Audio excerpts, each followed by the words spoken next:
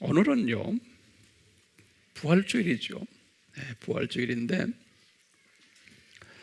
부활주일이 아시아의 7교회와 무슨 상관이 있을까? 라는 질문을 한번 우리가 던지지 않을 수가 없어요. 우리가 아시아의 7교회 중에서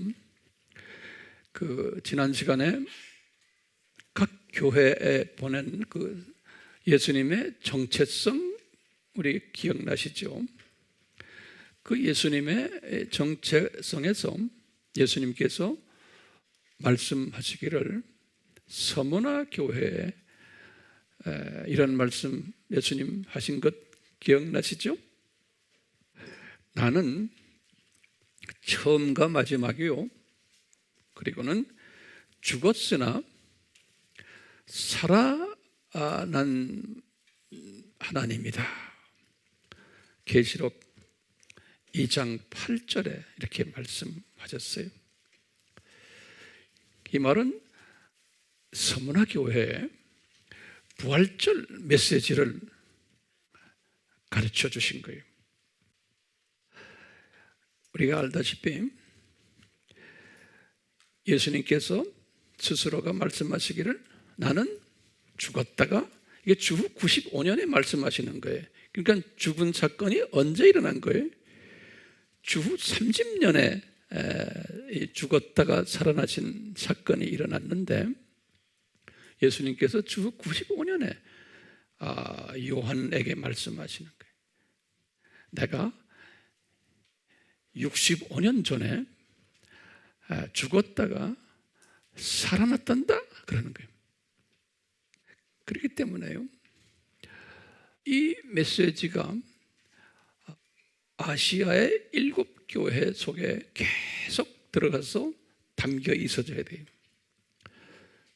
그래서 교회 시대에는, 그때부터 시작해서 2000년 교회 시대는 이 메시지가 변질되지 않고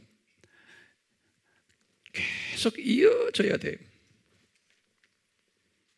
이 말은 다른 말로 표현하면 다른 7교회에 보낸, 서머나 교회에 보낸 예수님의 정체성을 보면 예수님이 누구신가? 이분은 하나님이시고, 또 이분은 창조주 되시고, 예수님이요, 그리고는 이분은 역사의 주인 되시고, 알파와 오메가, 그리고 이분은 그리스도 되시고 메시아 되시고 구원주 되시고, 그리고는 죽으셨다가 살아나신 분이다 라고 예수님이 직접 자기 자신을 이야기했어요. 그래서 2000년 교회 시대에 기독교인들이 이 메시지를 받았어요. 예수님의 정체성 메시지를. 그것을 7교회의 첫 인사말에서 보면은 그대로 알 수가 있어요. 이미 받은 거예요. 받았는데 예수님께서는 어떤 또 예언을 하셨냐면, 이 교회 시대에 이 나의 정체성에 누룩이 들어갈 것을 또 디자인하셨어요. 예수님이 이 정체성에 누룩이 들어갈 것을 디자인하셨어요. 언제부터 디자인하셨어요? 우리 지난 시간에 공부했죠? 창세 전에. 마태복음 13장 35절에. 근데 이 누룩이 처음에는 한 여인이란 건 크리스찬 또는 교회예요. 한 여인이 몰래 집어넣게 만들었다는 거예요. 그래가지고 그것이 부풀어지고. 그러다 지금 오늘날 예수님의 재림 전에는 이것이, 이 누룩이 온 천지에, 온 교회 안에 퍼질 것을 예수님이 예언하셨어요. 그런데 신기하게도 이 예언이 오늘날 우리 눈에 보이는 이때 이 누룩이 전 세계에 다 퍼져 있는 것을 볼 수가 있는 거예요. 그것이 뭐냐면 종교 다원주의인 거예요. 예수님의 그리스도 되심을 기독교가 주축이 돼가지고 로마 가톨릭 주축이 돼서 정교회 또 개신교회 주류 교단들이 주축이 돼가지고 이 예수님의 정체성을 변형시켜버린 거예요. 누룩화시킨 거예요. 그래서 예수 그리스도, 그 그리스도가 이슬람의 모하메도 그리스도다는 거예요. 또 불교의 부처도 그리스도라는 거예요. 힌두교의 비슈나 신도 그리스도라는 거예요. 그리고는 함께 기독교의 그리스도는 예수라는 거예요. 이렇게 기독교의 그리스도는 예수다 하니까 그것만 들으면은 진짜죠. 근데 거기에 토시들이 있어요. 그 예수는 기독교인들만 부르는 그리스도고 타 종교 사람들은 자기네 종교에 따라서 그리스도가 따로 있다는 거예요. 이것을 누가 디자인한 거예요? 로마 가톨릭 신학자들이, 정교회 신학자들이, 개신교의 주류 신학자들이 만들어낸 거예요. 이 그룹들을 뭐라고 불러요? WCC라고 부르는 거예요. 지금 전 세계 기독교의 80% 가까이가 이들 교단 속에 속해 있는 거예요. 그렇다고 해서 그 안에 있는 모든 기독교인들이 다 그렇다는 게 아니에요. 우리가 7교회를 또 계속 공부해 보면 그래요. 그 안에 소수가 그렇지 않은 사람들이 남아 있어요. 그러면 이것이 왜 이렇게 됐느냐라고 질문을 던져보면은 우리가 뭐라고 대답해야 돼요? 이것은 누구의 잘못도 아니고 예수 그리스도의 이게 디자인이구나. 이것을 우리가 깨닫게 되는 거예요. 그것을 우리 지난 시간에 무슨 기능이라고 말했죠? 역기능이라고 그랬어요. 어떻게 하느냐? 예수님이 이걸 미리 다 예언하셨어요. 그러니까 이것은 예수님이 디자인하셨기 때문에 예언하시는 거예요. 우리의 무슨 잘못 때문에 아니에요. 자, 이게 우리가 지금 봉착해 있는 우리의 딜레마예요. 대부분의 하나님의 자녀들은 이것을 무찌르려고 지금 무척 애를 쓰는 소위 복음주의 사람들 했지만 이게 무찌러집니까? 안 집니까? 안 주게 돼 있는 거예요. 더 강하게 돼 있는 거예요. 왜? 이게 마태복음에서는 13장에 이것이 천국의 신비다 그랬어요. 자, 이제 이런 차원에서 오늘요 우리가 아시아의 7교회를 한번 볼 텐데, 특히 지난 시간에는 아시아의 7교회 속에 숨겨진 예수님의 정체성을 지난 시간에 우리가 공부했어요. 오늘은요 그 7교회 속에 숨겨진 예수님의 교회관을 살펴보게 될 거예요. 예수님의 교회관, 예수님이 어떻게 이 교회 시대에 교회들을 디자인하셨나?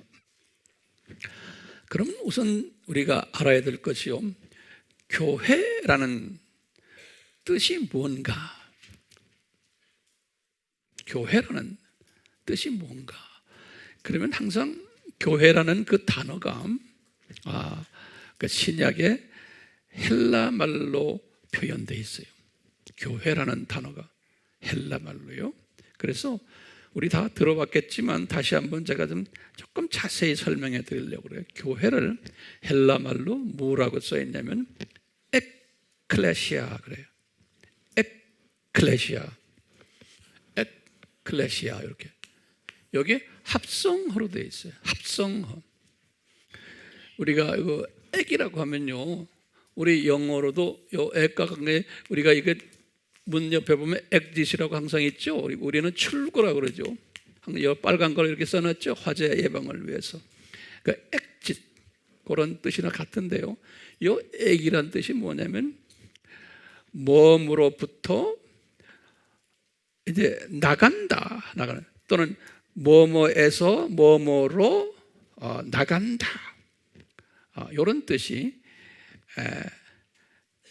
액이란 뜻이에요. 또는 제가 이제 이 헬라 사전을 이제 여러 개를 이렇게 갖고 있는데요. 그 사전들을 이렇게 쭉 보면 또 어떤 사전에 이렇게 써놨어요. 뭐뭐로부터 분리되는 표현이다 그랬어요.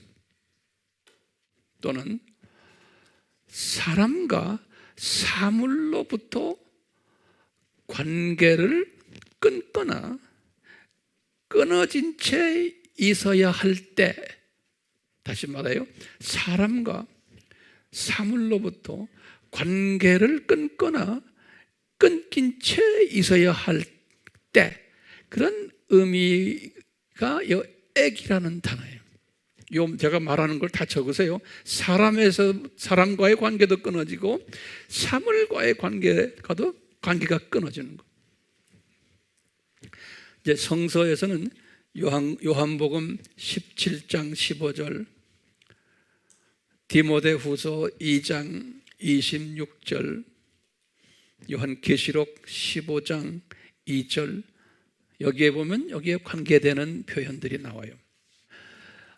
그리고요, 요 클레시아라는 단어에, 클레시아라는 단어는 이 원어는 뭐냐면요, 이 칼레오라는 원어에서 나온, 칼레오라는 원어에서 나온 단어가 클레시아예요. 그래서 이 사전을 이제 보면은 이렇게 써 있어요. 뭐뭐라고 부른다, 이 뜻이요. 뭐뭐의 이름을 부르다, 또는 이름을 짓다, 또는 초대하다, 초대, 또 오라고 부른다, 또는 직책이 주어진다, 직책 받기 위해서 부른다, 이런 뜻이 있어요. 직책 받기 위해서 부른다, 또는 임명받기 위해서 부른다, 이런 뜻들이 숨겨져 있어요. 요 칼레오라는. 그러면 요 복합된 요 두 단어, 에클레시아, 요걸 이제 교회라고 번역을 했어요. 처치라고도 부르고요. 또는 이제 이것을 영어로는 assembly, 이렇게도 표현한 거예요. 예. 요 두 단어예요. 요 액하고 클레시아, 요 두 개를 합하면은 어떻게 정의를 내릴 수 있냐면, 한번 거기다 좀 적어 보시겠어요? 조금 길게 정의를 내요. 이 세상과 관계를 끊고 분리되어 분리움 받아 직책에 임명되어 사명 감당하는 자들이 모인 개인 또는 그룹 또는 장소예요.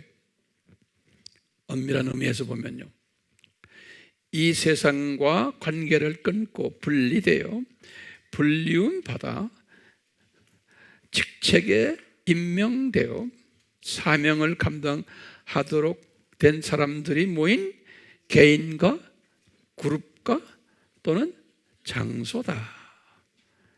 이렇게 이제 해석을 하시면 되겠어요. 교회라는 그 뜻이. 해석이 됐어요? 네. 자, 성서에 보면요, 이 교회를요 크게 둘로 대별을 해요. 대별 둘로요, 교회를.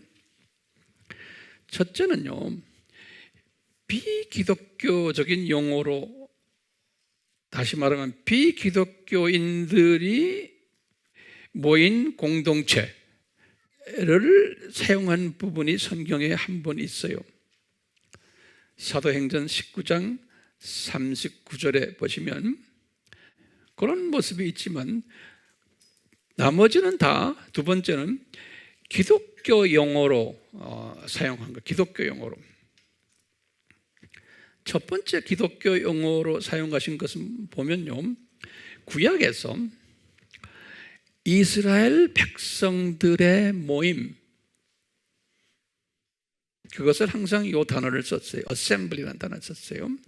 그러니까 거룩한 목적으로 하나님의 백성들인 이스라엘 백성들의 모임. 성경 구절을 좀 드릴게요.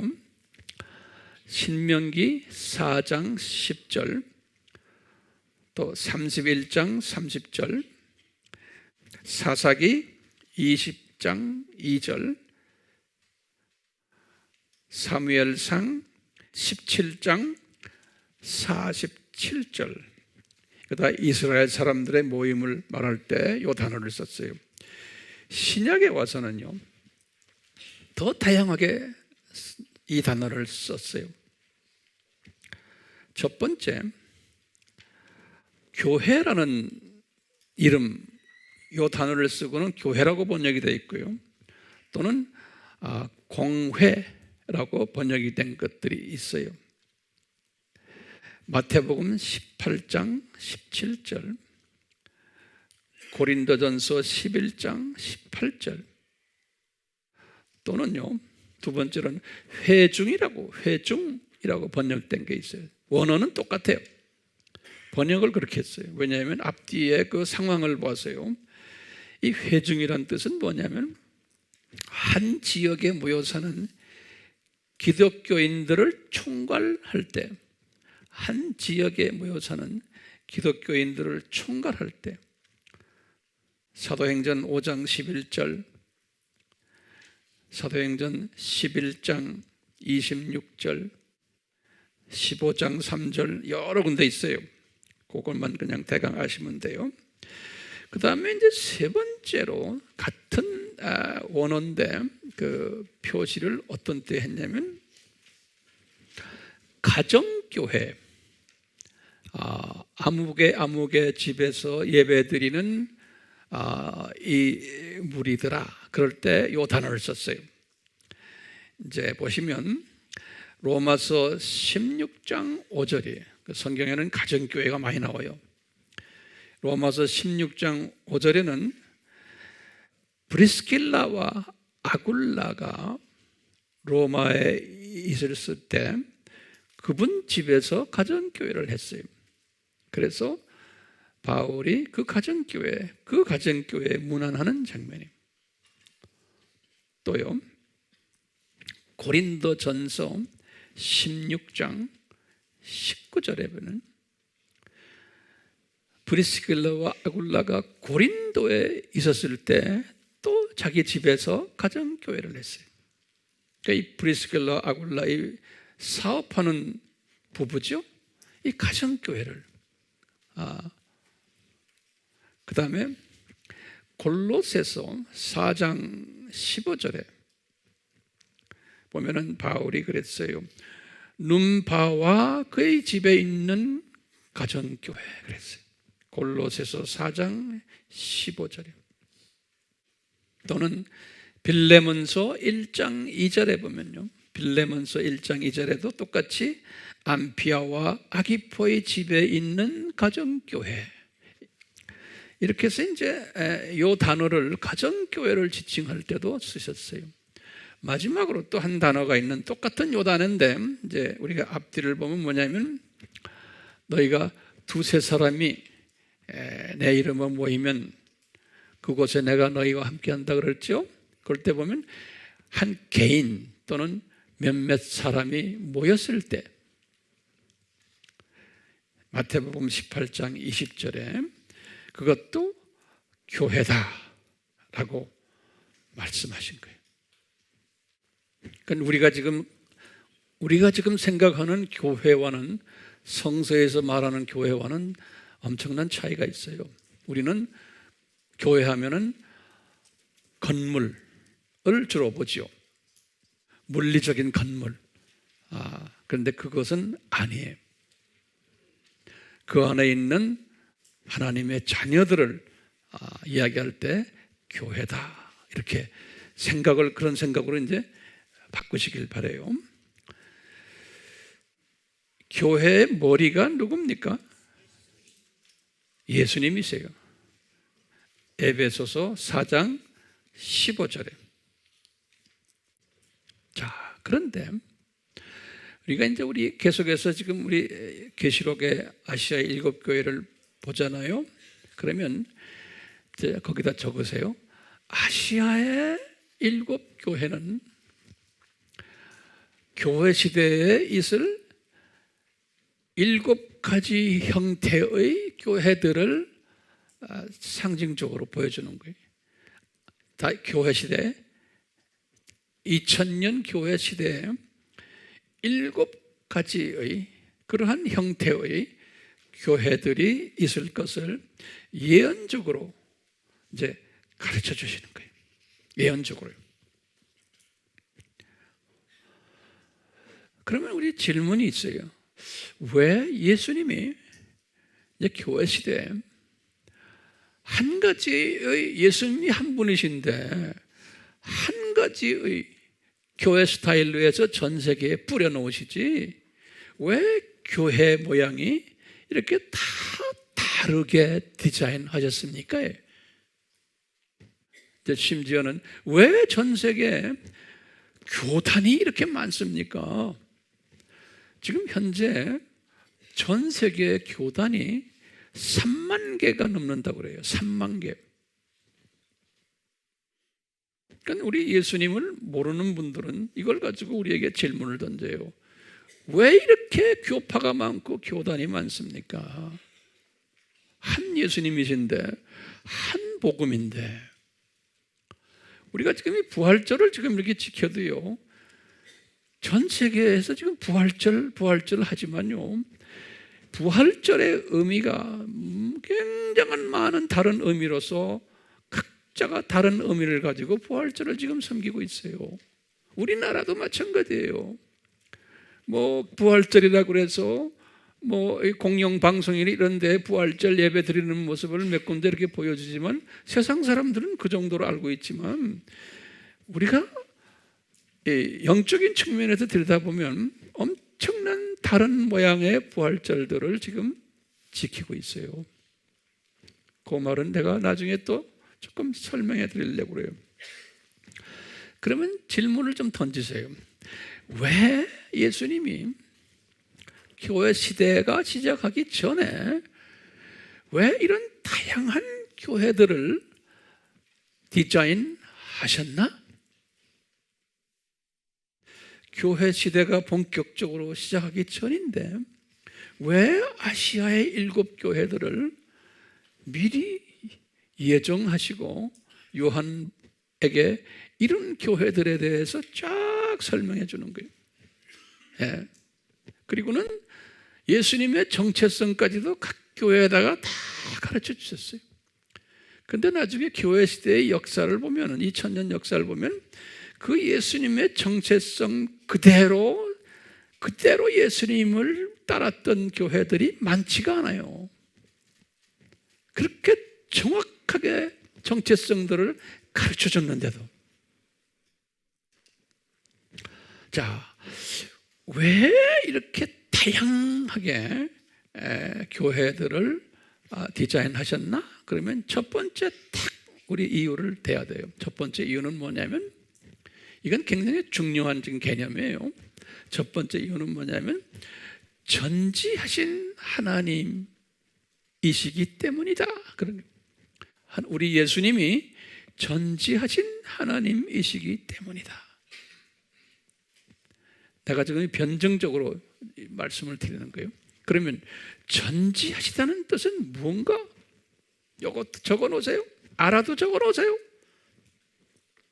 전지하시다는 뜻은 무언가? 그러면요, 항상 우리가 어떻게 설명해요? 과거도 아시고 현재도 아시고 미래도 아시는 분이시다 라는 뜻이 전지하신 하나님이라는 거예요. 제가 반복해요. 과거도 아시고 현재도 아시고 미래도 다 아시는 분이, 미리 다 아시는 분이지. 미래에 무슨 일이 일어날 것을. 제가 전지하신 하나님이다 그러면 성경에 여러 군데 나오지만 몇 군데 성구를 드릴게요. 자주 드리지만 또 드려야 돼요. 마태복음 10장 30절. 우리는 이런 것들은 기본적으로 알아야 되기 때문에 자꾸 반복을 해야 돼요. 로마서 8장 29절, 로마서 11장 33절, 또 히브리서 4장 13절, 또는 시편에 가서 구약에 시편 147편 5절, 이 외에도 여러 군데 있지만 제가 이렇게 몇 개를 드렸어요. 이 전지하신 하나님이, 예수님이, 여호와 하나님이 예수님이에요. 이분이 교회 시대에 한 복음을 떨어뜨려 놨지만, 똑같은 예수 그리스도의 정체성과 복음을 떨어뜨려 놨지만, 이 교회 시대에 사람들이 이 복음을 받아가지고 각자가 다르게 반응할 것을 미리 아셨어요. 제가 다시 반복해요. 이 전지하신 하나님이 예수 그리스도의 정체성을 7교회를 통해서 다 드렸고, 예수 그리스도의 복음을 정확하게 다 드렸는데도, 하나님의 자녀들인데도 수용하는 쪽에서 자기네의 입장에 맞춰서 이것을 다르게 해석하거나 수용할 것을 미리 아셨어요. 그 이유는 뭔가? 하나님의 자녀들이지만, 첫째, 이 수용하는 그릇을 다 다르게 만들어 놨어요. 하나님의 자녀들이지만 그릇이 색깔이 다르고 크기가 다르고 재료가 다르고 용도가 다르고 모양이 다르고 다 다르게끔 하나님께서 만들어 놓으셨어요. 두 번째는요, 하나님의 자녀들이지만 은혜의 분량이 다르게 만들어 놨어요. 은혜의 분량이 다르게 만들어 놨어요. 에베소서 4장 7절에 같은 하나님의 자녀지만, 세 번째로 하나님의 자녀지만 믿음의 분량이 다르게 만들어놨어요. 믿음의 분량이. 로마서 12장 3절에 성경 구절 다 메모리 하세요. 같은 하나님의 자녀지만, 거기다가 네 번째로 하나님의 자녀지만 족속이 다르고 문화가 다르고 언어가 다르고 사회 다르고 정치, 경제, 교육, 관습, 전통, 습관이 다 다르게 만들어놨어요. 하나님이요. 그렇기 때문에 같은 하나님의 자녀인데 인생의 가치관이 다르고 세계관이 다르고 종교관도 다르고, 같은 하나님의 자녀들인데 예수님을 보는 시각의 차이가 있고 내세관도 같은 것 같은데 다르고 인생관도 또는 물질관도, 가정을 보는 가정관도, 교육관, 다 다양하게 만들어 놓으셨어요. 그렇기 때문에 같은 하나님의 자녀들이지만 이제 천국에, 저 세상에 올라가면은 영광이 서로 다 다르게 돼 있어요. 고린도전서 15장 41절에 또 계층이 다 다르게 돼 있어요. 계층이. 마태복음 5장 19절, 18장 1절, 23장 11절, 디모데후서 2장 20절에서 21절. 그렇기 때문에 이 교회 안에서요, 2000년 교회 역사 속에서 보면 이렇게 다 다양하게끔 만들어 놓으셨기 때문에 교단이 지금 엄청나게 많고, 같은 예수 그리스도의 복음인데 예수님에 대한 이해와 복음에 대한 이해가 다양하게 표출되는 거예요. 그래서 우리가 아시아의 7교회를 딱 보면요, 거기 보면은 한 3부류로 나눌 수가 있어요. 이 아시아의 7교회를 딱 보면요, 어떤 측면에서냐면요, 교회라는 정의가 있어요. 정의. 우리 아까 교회 정의를 내렸죠? 교회 정의를 내렸는데 그 정의에 따라서 정의에 완전히 부합된 교회가 7교회 중에서 어느 교회인가? 첫 번째, 어느 교회, 어느 교회예요? 서머나 교회와 필라델피아 교회예요. 이렇게 디자인하셨어요. 두 번째는 절반 정도 부합된 교회가 또 있는 거예요. 교회 이름에 걸맞게 절반 정도. 그 교회들을 보면 우리가 이제 계속해서 자세히 보겠지만 오늘은 말고요, 에베소 교회, 버가모 교회, 두아디라 교회까지 이렇게 볼 수가 있어요. 세 번째로 완전히 비부합된 교회들도 있어요. 사대교회, 라오디게아 교회, 이렇게 우리가 한번 편의상 분류를 해볼 수 있어요. 그러니까 우리 예수님이 교회를 이렇게 만드셔가지고 이 교회가 단순적으로 하나 똑같은 교회를 만들지 않으시고 다양한 교회를 예수님이 만드신 거예요. 왜 그럴까요? 인간의 본성 때문에. 우리 피조물, 아까 그 본성 제가 말씀드렸죠? 피조물은 다른 문화, 다른 언어, 분량이 다르고, 하나님의 자녀인데도 믿음의 분량이 다르고 은사의 분량이 다르고 다 다르게 차별화해서 만드셨기 때문에 교회도 획일적으로 한 교회가 될 수가 없는 거예요. 그러다 보니까요, 우리가 이렇게 보면은 질문이 있는 거예요.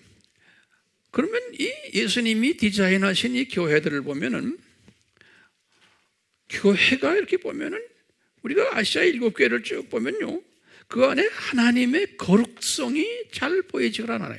첫 번째, 교회인데 그냥 말썽 부리는 모습들이 잔뜩 거기 써 있어요. 교회 안에. 그렇죠? 그것뿐 아니라 하나님의 공의성도 거기에서 잘 보이지가 않아요. 그뿐 아니라 인간의 이성으로도 지금 아시아 7교회를 들여다보면요, 이해 못할 부분들이 상당히 많아요. 왜 교회가 이렇게 골치 아프게 돼 있나?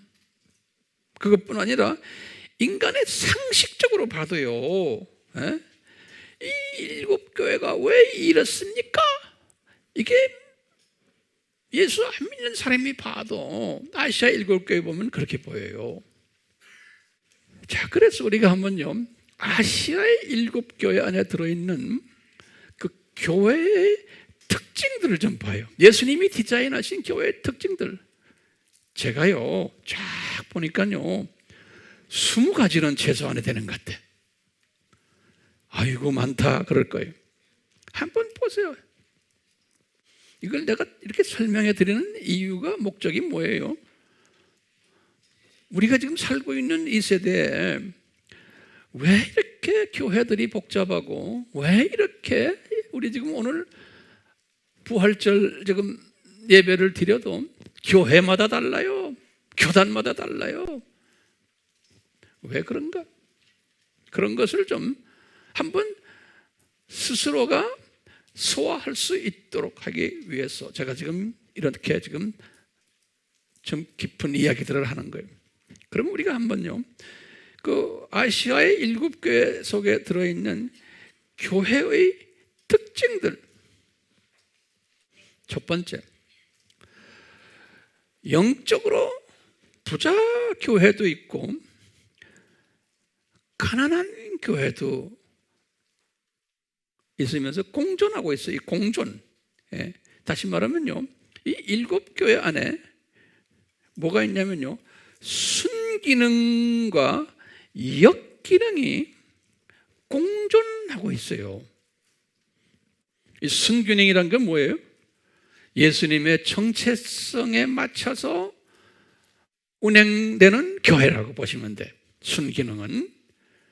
또 역기능은 그와 반대, 예수님의 정체성에 반하는 교회들로 이렇게 보시면 돼요. 자, 그런 의미에서 영적으로 부자인 교회가 있고 영적으로 가난한 교회가 있는 거예요. 공존하고 있어요. 첫 번째. 두 번째는요, 물질적으로 부자인 교회와 가난한 교회가 있는 거예요. 지금 이 일곱 교회 안에 보면요, 하나님의 자녀들인데도. 세 번째는요, 환난 궁핍 받는 교회가 있냐면 잘 나가는 교회도 있는 거예요. 네 번째로요, 건전한 교회와, 다시 말하면 숨기는 교회와 사탄의 회당이라고 불림받는 교회도 있는 거예요. 이 일곱 교회 안에. 다섯 번째로요, 멸류관 받는 교회가 있냐면은 못 받는 교회도 있는 거예요. 여섯 번째로요, 미지근한 교회도 있냐 하면 뜨거운 교회도 있는 거예요. 일곱 번째로, 열린 문 교회가 있냐면 닫힌 문 교회도 있는 거예요. 여덟 번째로, 적은 능력을 가진 교회도 있냐면 큰 능력을 가진 교회도 있는 거예요. 아홉 번째, 예수님의 말씀을 지키는 교회가 있냐면은 불순종하는 교회도 있는 거예요. 열 번째, 예수님의 이름을 외치는 교회도 있냐면 부인하는 교회도 있는 거예요. 시험의 때, 11번째, 시험의 때라는 건 지금 오늘날이에요. 호라 페이라스모스예요. 그러니까 예수님 재림 직전이라는 소리예요. 시험의 때 지킴받는 교회가 있냐면 못 지킴받는 교회가 있다는 거예요. 이 지킴받는다는 건 뭐예요? 예수님의 정체성이 변질되지 않도록 지킴을 받는 교회가 있어요. 이 시험의 때, 이 마지막 때, 이 다원주의가 범람하는 때 많은 교회들이 그 다원주의에 빠져버리는 교회들이 많은 거예요. 지킴받지 못하면. 12번째, 민족을 다스리는 권세를 받은 교회가 있고 못 받는 교회가 있다는 거예요. 계시록에 다 기록된 것을 제가 그냥 이렇게 말씀드리는 거예요. 13번째, 하나님의 성전의 기둥이 되는 교회가 있고 아닌 교회가 있어요. 성전의 기둥이 되는. 14번째, 새 예루살렘으로 들어가는 교회가 있냐면 못 들어가는 교회가 있고요. 15번째로는 사탄의 깊은 것을 아는 교회가 있냐면 사탄의 깊은 것을 아는 교회가 있냐면 알지 못하는 교회도 있다는 거예요. 16번째, 귀가 열린 자가 있는 교회가 있냐면 귀 닫힌 자들이 있는 교회도 있다는 거예요. 17번째, 이기는 자가 있나 하면 실패하는 자도 있다는 거예요. 18번째, 살아있는 교회도 있냐면 죽은 교회도 있다는 거예요.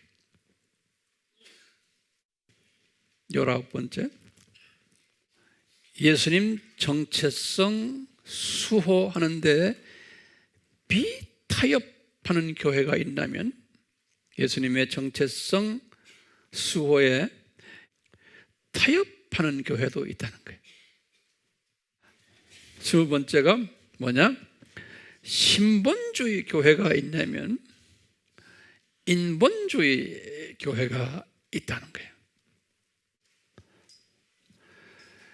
우리가 이제 이 교회 시대에 이렇게 한 20가지의 순기능과 역기능이 공존하면서 교회 시대, 교회 안에서 일어나고 있는데, 특히 예수님의 재림 전에는 예수님께서 하신 말씀이 있어요.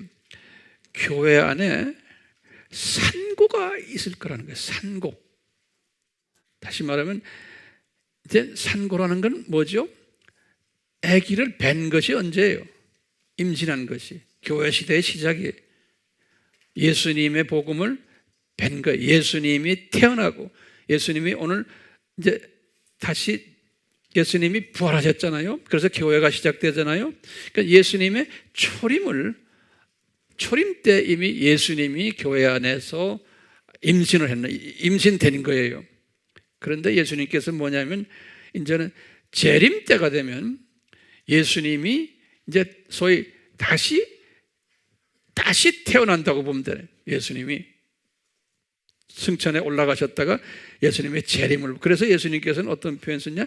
산고가 있을 거라는 거예요. 그러니까 교회가 예수님을 쭉 뵈고 있다가 임신해 있다가, 우리 어머니들 산고라는 건, 산고가 이제 처음에는 뭐 몇 초에 한 번씩, 뭐 몇 분에 한 번씩 이러다가 이제 몇 초로 가고 하던 듯이 예수님의 재림이 가까울 때 되면 이 산고가 아주 심해진다는 거예요.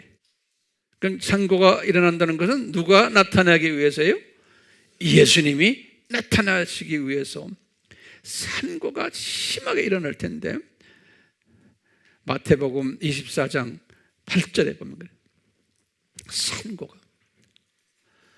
이 산고는 심하게 일어나는데 이 복음의 산고 중에 가장 심한 산고가 뭐예요?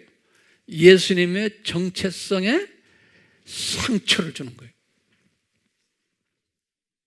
그러니까 오늘 부활절도 이 정체성의 상처를 가한 메시지들이 엄청나게 많은 거예요. 전 세계가요. 그러니까 어떤 부활절 메시지가 그런 메시지예요? 예수님의 교회가요, 신성을 부인하는 거예요. 오늘날 이 자유주의 종교다원주의 사람들은요, 예수님의 그리스도인데 예수님이 one of them, 불교 그리스도나 유교 그리스도나 이슬람 그리스도나 같은 레벨의 그리스도라는 거예요. 그 말은 뭐냐면 예수님이 하나님이 아니시고 부처 레벨이고 마음의 뜻 수준인 인간이라는 거예요. 그러니까 예수님이 그냥 유명한 현명한 인간이라는 거예요. 여기까지 지금 내려온 이 누룩이에요. 그러니까 이분이 괜찮은 인간이다. 그러니까 그리스도시요 하나님의 아들이십니다 이렇게 말은 그렇게 해요. 예배 드릴 때도요. 그런데 그 속에 들어가 있는 말은 깊이 보면 아니에요. 그러니까 많은 사람들이 속임을 당하고 있어요.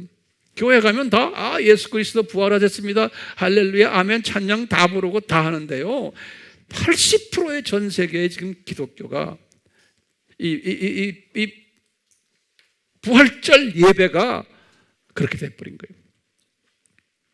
그러니까 어디에다 갖다 맞추냐면 부활절에 갖다가 여러분들 지금 고생하시죠? 사업이 잘 안 됐죠? 뭐 건강이 좀 나쁘죠? 부활하신 예수님이 고쳐주십니다. 돈 벌게 해주십니다. 이런 식으로 변형시켜버린 거예요. 부활절을. 이 사회가 악하죠? 부활하신 예수님 때문에 더 좋아집니다. 이런 식으로 다 바꿔버린 거예요. 왜 예수님께서 예수님의 재림 전에 직전에 이 산고가 있게 하셨나? 그러면 우리가 지난 시간에 어떻게 했어요? 순기능을 더 강화시켜 주기 위해서다 그랬어요. 왜냐하면 이 세상은 뭐라고 그랬어요? 창조 목적 학교다. 기억나세요? 요거 이제 꼭 잊지 마세요.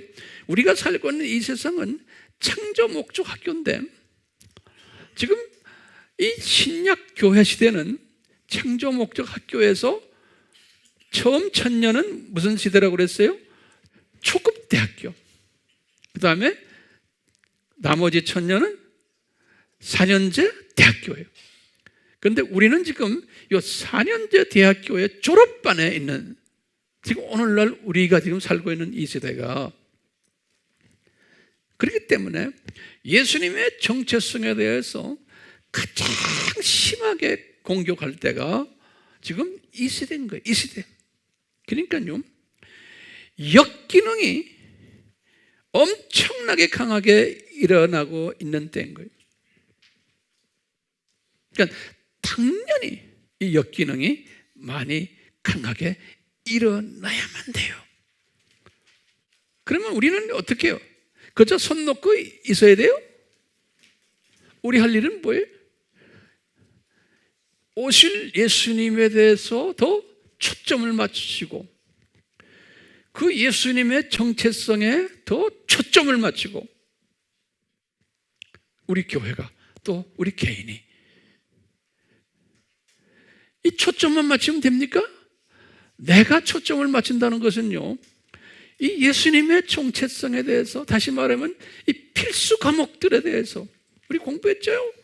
여기에 대해서 더 공부하고 더 메모리하고 더 음미하고 묵상하고, 그리고는 이것을 내가 항상 외치고, 이것을 내 민족에게도 외치고 타 민족에게도 외치고,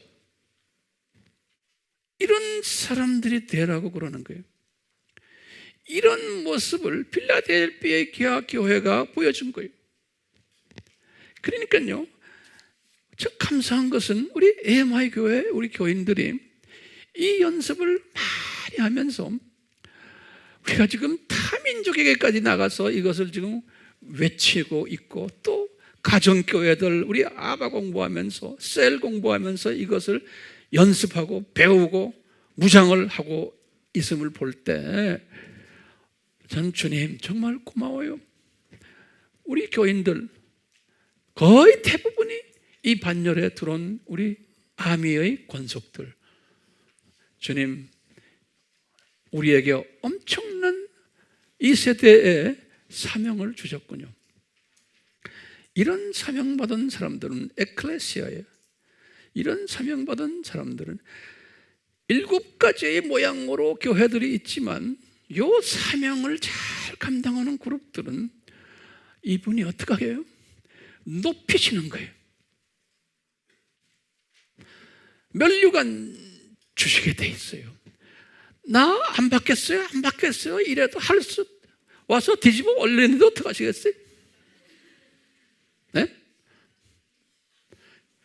그러면서 이런 분들은 이 험난한 이 마지막 때 이 누룩이 차 있는 이 세상을 보는 시각이 달라지는 거예요.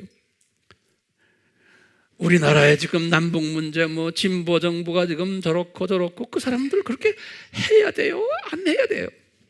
해야 되는 거예요. 이런 정부가 있어야 돼요. 전 세계가 지금 이렇게 가고 있어요. 전 세계가요. 우리나라만이 아니에요. 예수 그리스도 외에는 생명이 없다라는 외치는 사람들은 저쪽 코너에 멀리 기대 있는 세상이 이 세상이에요. 지금 오늘 우리 두 아가가 지금 세례받았죠? 이놈들 철저하게 훈련시켜야 돼요. 이놈들 이런 세계에서 태어난 놈들이에요. 그런데 우리가 이 지금 사상에 탁 접해 있으면은 우리가 열린문 교회가 돼가지고 이방 사람들, 내 국민들이 이 주님의 정체성을 배우려고 추루 부활절이 뭔지를 배우기 위해서 드나드는 교회가 될 때 주님은 우리 자녀들을 책임지세요. 왜요? 호라 세이라스모스 때 내가 너희들을 지켜주겠다 그러셨어요. 그러니까요, 우리 자녀들이 지금은요 믿음이 없는 것 같지만 우리가 이것을 열린문 교회가 돼서 우리가 이것을 외칠 때, 가르칠 때 중국에도 나가고 또 일본에도 나가고 여기저기 나가고 내가 헌신하면서 할 때, 가정교회를 운영할 때 주님께서는 우리 자녀들 책임지고 지키세요. 지금은 믿음 없어 보이지만 걱정하지 마세요. 예수님의 약속이에요. 그 자녀를 우리가 좋아서 난 게 아니에요. 예수님이 주신 자녀들이에요. 그렇죠? 자녀 없는 사람들, 조카들, 삼촌 때문에, 고모 때문에, 이모 때문에 복받는 가정들도 있어요. 나는 자녀가 없으니까 나는 해당이 안 됩니다가 아니에요. 자, 그러니까 이 부활절, 우리 이 부활절에 뭘 해야 됩니까? 아침에 누가 나한테 목사님 해피 이스터 그런다고요? 영어로. 그러면 해피 이스터, 그 이스터란 그 말도 그건 비성서적인 말이에요. 바벨론 종교 단어예요. 어쨌든 우리가 해피 이스터 그러면 뭘 묵상해야 돼요? 요 날이 무슨 날이요? 요 날이 예수님의 정체성을 재확인하는 날이에요.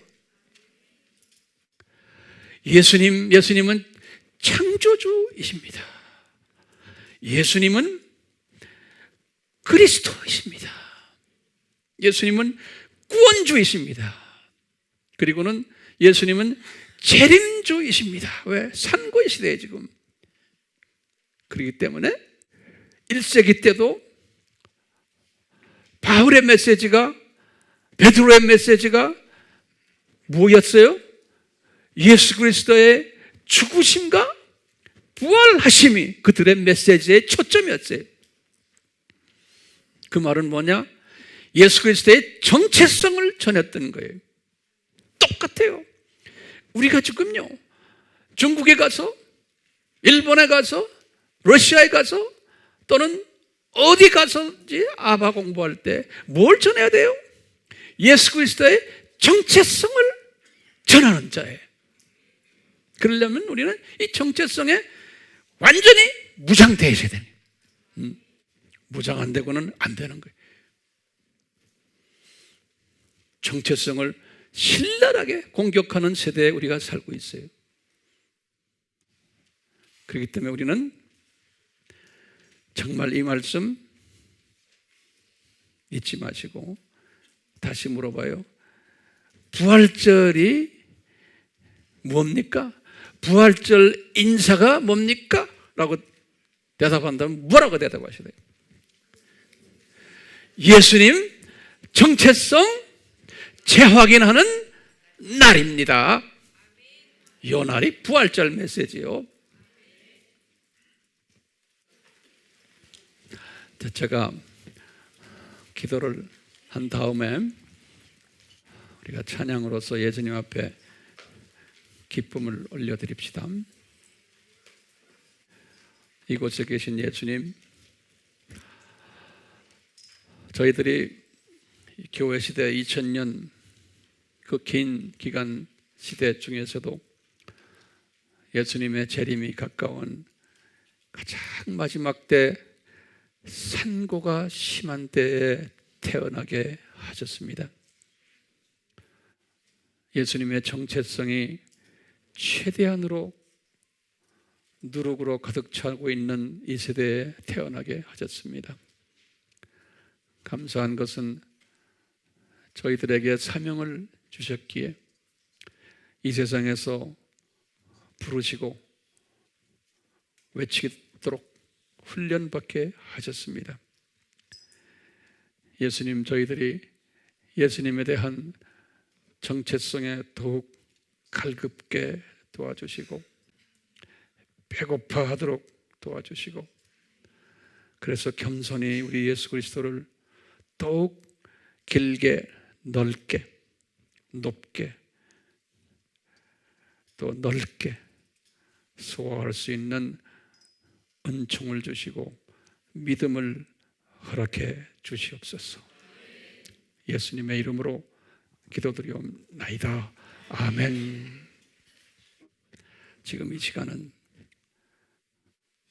우리 주 예수 그리스도의 무한하신 은혜와 하나님 아버지의 극진하신 사랑하심과 성령님의 부활절을 기념하며 가르쳐 주시는 이 가르침에 항상 순종하는 우리 모두가 되도록 축원하옵나이다. 아멘.